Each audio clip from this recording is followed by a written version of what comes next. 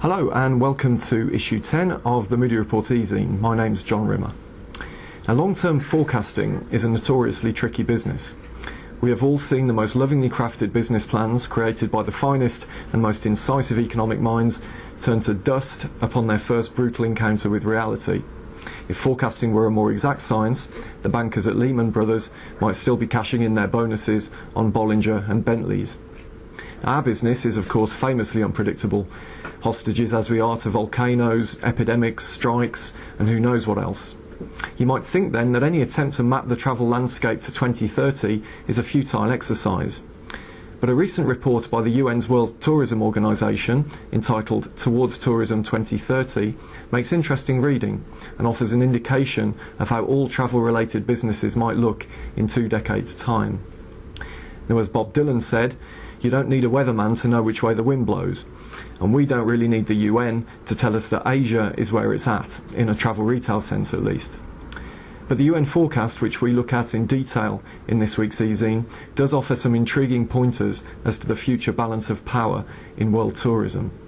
Now, Asia has long played a key role in generating tourist numbers, but in future it will increasingly be the key destination too.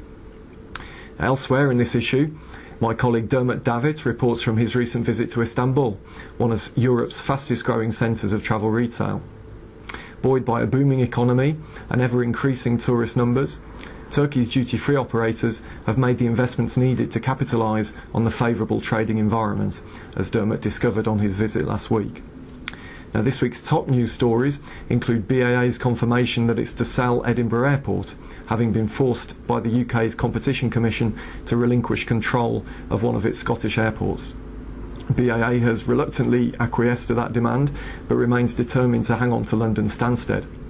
Elsewhere, there's news of airport tenders in Xi'an in China and at Singapore Changi, while we also present significant results posted by LVMH and by Sydney and Zurich airports. Now, it wouldn't be right for me to end without any reference to the big rugby match this weekend. As many of our readers will know, it's France against the All Blacks in the Rugby World Cup final in Auckland on Sunday. Now, I have a lot of friends in France. Many of them are devoted followers of rugby, and under normal circumstances I'd want to see them happy. But given that our founder and chairman is likely to jump in the Tasman Sea should the result not go his way this weekend, all of us here at the Moodie Report are offering up a prayer to the rugby gods. Please, please, keep the old happy, just for once, for all our sakes. Now, before I sign off, I'd like to pass on the best wishes of everybody here to our friend and competitor Doug Newhouse, editor and co-owner of Trend and Travel Retail Business. As many of you will know, Doug recently underwent a successful heart operation, and we'd like to wish him a full and speedy recovery. Get well soon, Doug, and we look forward to seeing you back on the beat very soon.